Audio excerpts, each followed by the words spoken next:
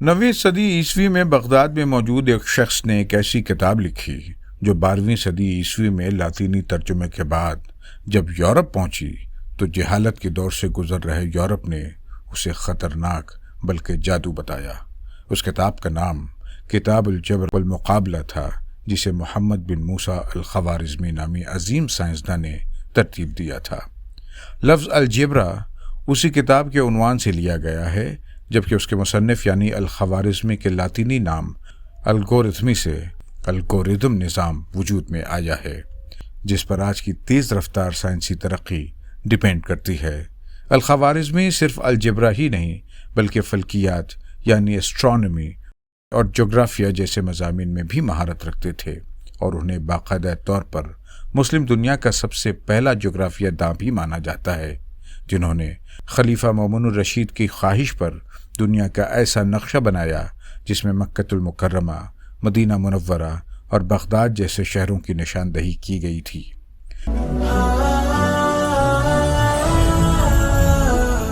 الخوارزمی کا پورا نام محمد بن موسیٰ الخوارزمی تھا۔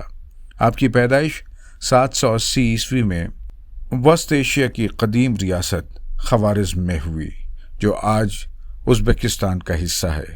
اسی بنیاد پر آپ الخوارزمی کے نام سے مشہور ہوئے۔ الخوارزمی کی ابتدائی حالات زندگی بہت کم ملتے ہیں، اور جو ملتے ہیں ان پر تاریخ دانوں نے کم ہی اعتبار کیا ہے۔ مورخین کے مطابق الخوارزمی 9ویں صدی عیسوی کی تیسری دہائی میں بغداد پہنچے، جو عباسی حکومت کا کیپٹل تھا۔ یہ علم دوست حکمراں مامون الرشید کا زمانہ تھا، جس کی سرپرستی میں بغداد میں سائنس، جغرافیہ اور طب جیسے مضامین پر ریسرچ کے لیے باقاعدہ طور پر بیت الحکمہ یعنی ہاؤس آف وزڈم نامی ادارے کا قیام عمل میں آ چکا تھا۔ اس زمانے میں بیت الحکمہ کی حیثیت وہی تھی جو آج کے زمانے میں سائنٹیفک ریسرچ کرنے والے کسی ادارے کی ہو سکتی ہے۔ بیت الحکمہ میں داخلہ یا اس کی ممبرشپ حاصل کرنا الخوارزمی کے لیے آسان نہیں تھا۔ اس میں شمولیت کے لیے آپ نے دن رات کی کوششوں سے علم ریاضی پر ایک تحقیقی مضمون لکھ کر بیت الحکمہ میں بھیج دیا۔ وہاں کے ماہرین نے الخوارزمی کا مقالہ دیکھ کر آپ کو ملاقات کے لیے طلب کیا۔ آپ سے سوالات کیے گئے اور جوابات سے مطمئن ہونے کے بعد الخوارزمی کو بیت الحکمہ کی رکنیت حاصل ہوئی، اور ایک طرح سے وہ مامون الرشید تک پہنچنے میں بھی کامیاب ہو گئے۔ بیت الحکمہ میں داخلے کے بعد الخوارزمی نے مامون الرشید کے حکم پر جغرافیہ اور اناٹمی جیسے مضامین پر کام کا آغاز کیا۔ اس زمانے میں بطلیموس سمیت دیگر یونانی ماہرین فلکیات کی کتابوں کے تراجم ہوئے، جس کے بعد عربوں میں بھی اس مضمون کے تعلق سے دلچسپی ظاہر ہونے لگی۔ یونانی ماہرین کی جانب سے بنائے گئے دنیا کے نقشوں پر مکۃ المکرمہ، مدینہ منورہ اور بغداد جیسے اہم شہروں کی نشاندہی نہیں کی گئی تھی۔ اس کی وجہ یہ تھی کہ یہ نقشے ظہور اسلام سے قبل بنائے گئے تھے، اور بغداد اس وقت تک بسایا بھی نہیں گیا تھا۔ اس صورت میں مامون الرشید کے حکم پر الخوارزمی نے اپنے معاونین کے ساتھ مل کر چاند گرہن، ستاروں کی گردش اور علم ریاضی سے مدد لیتے ہوئے مکہ مکرمہ اور مدینہ منورہ کے درمیان کا فاصلہ معلوم کیا۔ یونیورسٹی آف سرے کے پروفیسر جم الخلیلی کے مطابق اس وقت مکہ اور مدینہ کے درمیان الخوارزمی کا بتایا گیا فاصلہ موجودہ دور کے اعداد و شمار کے مطابق 98% درست تھا۔ اس دوران الخوارزمی نے دیگر مقامات کی نشاندہی کے لیے یونانی ماہرین پر انحصار کرنے کے بجائے اپنے طور پر کام کیا تھا۔ یہ کام 833 عیسوی میں مکمل ہوا، جس میں دنیا کے 500 شہروں کی طول البلد اور عرض البلد کے حوالے سے نشاندہی کی گئی تھی، اور نقشے پر ان کا مقام بتایا گیا تھا۔ کم و بیش 8 برس پر مبنی اس تحقیقی کام کو الخوارزمی نے سورۃ الارض یعنی فیس آف دی ارتھ نام دیا، جس کی بنیاد پر الخوارزمی کو اسلامی دنیا کا پہلا جغرافیہ داں تسلیم کیا جاتا ہے۔ اس کتاب میں مختلف مقامات کو قصبوں، دریاؤں، پہاڑوں، سمندروں اور جزیروں میں تقسیم کیا گیا ہے۔ اسی کتاب میں الخوارزمی نے نقشے کی مدد سے یہ بھی بتایا تھا کہ مصر کا دریائے نیل کس راستے سے گزرتا ہے اور کن زمینوں کو سیراب کرتا ہے۔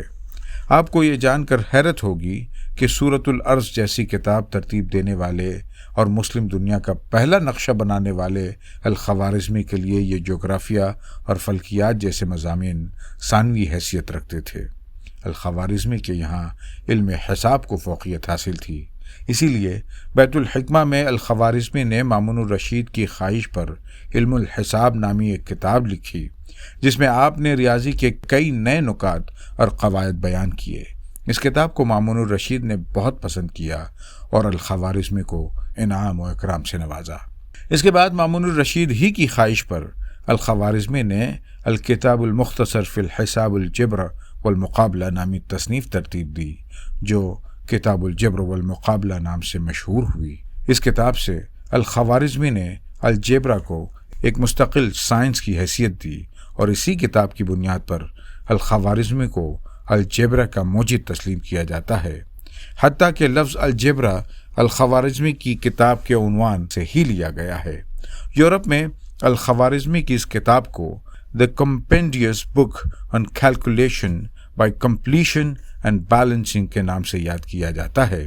بدقسمتی سے یہ کتاب اپنی اصل شکل میں محفوظ نہیں رکھی جا سکی، البتہ اس کے لاطینی اور انگریزی تراجم آج بھی موجود ہیں۔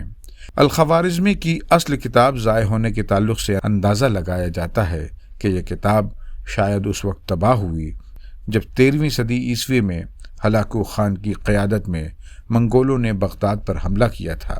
اس حملے میں بیت الحکمہ اور بغداد میں کتابوں اور مخطوطوں کی شکل میں محفوظ بہت بڑا علمی سرمایہ دجلہ میں بہا دیا گیا تھا۔ مورخین کے مطابق ہلاکو خان نے اتنی بڑی تعداد میں کتابیں دریا میں بہائی تھیں کہ ان کتابوں کی سیاہی سے دجلہ کا پانی کالا ہو گیا تھا۔ الخوارزمی کے نزدیک کتاب الجبر والمقابلہ لکھنے کا بنیادی مقصد وراثت کی منصفانہ و شرعی تقسیم، زمینوں کی پیمائش اور تجارت سمیت دیگر قانونی معاملات میں سامنے آنے والے حسابیاتی مسائل کا قابل عمل حل پیش کرنا تھا۔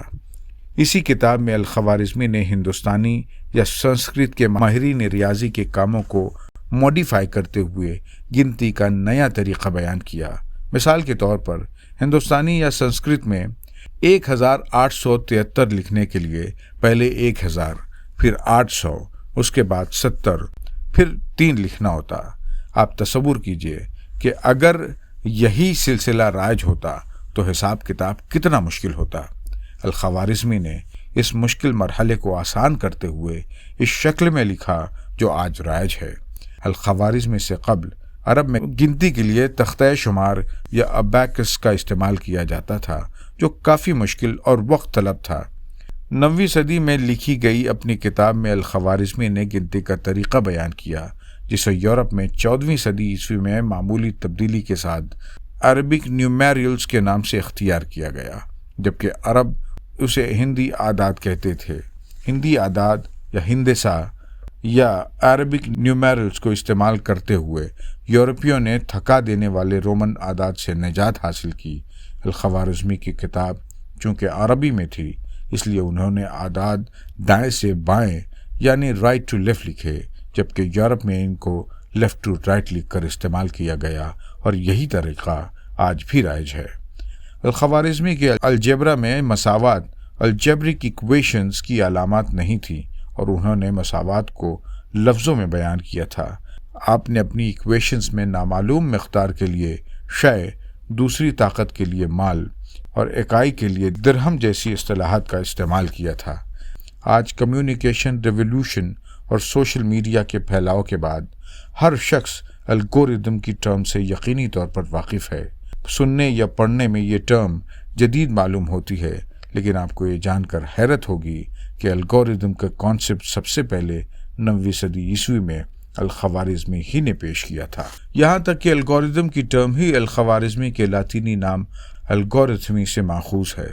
الخوارزمی کے بیان کردہ اعشاریوں کے نمبروں کے نظام ڈیسیمل سسٹم کو 12ویں صدی عیسوی میں رابرٹ اوچیسٹر اور جیرارڈ آف کریمونا کے ذریعے کیے گئے لاطینی تراجم میں الگوریدم کے نام سے اختیار کیا گیا تھا۔ 20ویں صدی کے آغاز میں برطانوی سائنسداں اور آرٹیفیشل انٹیلیجنس کے بانی سمجھے جانے والے ایلن ٹیورنگ نے ریسرچ کی کہ کس طرح تھیوری کے مطابق کوئی مشین الگوریتم کی ہدایات پر عمل کرتی ہے اور ریاضی کے مشکل مسائل حل کرتی ہے۔ اس ریسرچ کے بعد ایلن ٹیورنگ نے سیکنڈ ورلڈ وار کے دوران ایک ایسی مشین ایجاد کی جو الگوریتم کے استعمال سے انگما کوڈ کھولنے کی کوشش کرتی تھی۔ آج جدید سائنسی نظام الگوریتم کے بغیر نامکمل ہے۔ آپ کے موبائل فون کے fingerprints, lock, social media websites, internet search engines, یہاں تک کہ خلا میں موجود سٹی لائٹس بھی اسی الگوریتم پر ڈیپینڈ کرتی ہیں جس کا تصور الخوارزمی کے ذریعے جدید سائنس تک پہنچا ہے۔ الخوارزمی کے الجبرا پر کیے گئے کاموں کے لاطینی تراجم اس وقت کیے گئے جب یورپ تاریک دور یعنی ڈارک ایج سے گزر رہا تھا۔ ان تراجم کو ابتدا میں تنقیدوں کا نشانہ بنایا گیا، لیکن 14ویں صدی عیسوی میں یورپ نے الخوارزمی کا الجبرا سمجھا اور اس سے بھرپور فائدہ حاصل کیا، اس کا اعتراف بھی کیا۔ امریکی مورخ جارج ساٹن اپنی اہم کتاب introduction to the history of science میں 9ویں صدی عیسوی کے پہلے نصف کو الخوارزمی کے عہد سے تعبیر کیا ہے۔ امریکن ہسٹورین ول دوران اپنی کتاب دی ایج آف فیتھ میں لکھتے ہیں، اس کتاب یعنی کتاب الجبر والمقابلہ جو اب عربی میں دستیاب نہیں ہے کا ترجمہ جیراڈ آف کریمونا نے 12ویں صدی عیسوی کے دوران لاطینی زبان میں کیا اور یہ یورپ کی یونیورسٹیوں میں 16ویں صدی تک بنیادی نصابی کتاب رہی ہے۔ اس کتاب سے مغرب میں الجبرا کا تلفظ رائج ہوا۔ الخوارزمی نے 850 عیسوی میں 70 برس کی عمر میں بغداد میں وفات پائی اور وہیں مدفون ہوئے، لیکن اس سے قبل وہ بہت بڑا علمی سرمایہ آنے والی نسلوں کے لیے منتقل کر گئے۔ آج کی سائنس اور ٹیکنالوجی میں 9ویں صدی عیسوی کے اس ذہین شخص کا بہت بڑا حصہ ہے۔ بہت شکریہ۔